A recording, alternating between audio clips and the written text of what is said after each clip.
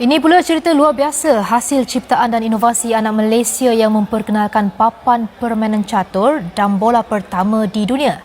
Permainan ini menggabungkan elemen dam haji, catur dan bola sepak.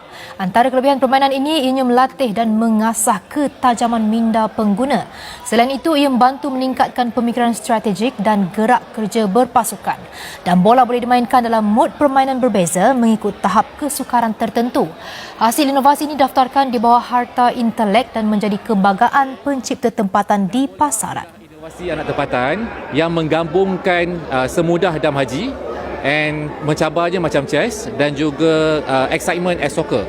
So dengan menggabungkan tiga elemen ni, maka terciptalah dam bola untuk berlatih ketajaman minda, gerak kerja berpasukan dan keusahawanan.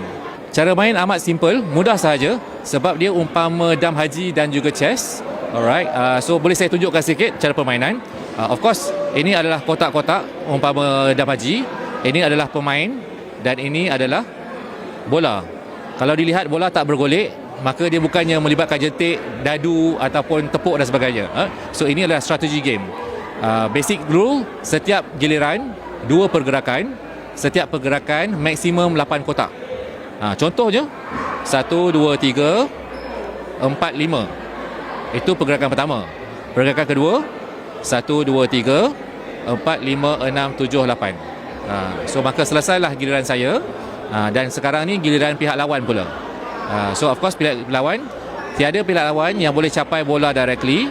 Maka pergerakan pertama dia adalah 1, 2, first move. Second move 1, 2, 3, 4, 5, 6, 7. So berikutlah giliran pihak lawan dan pihak saya. Okey, maka misi permainan bola sepak adalah untuk skor gol.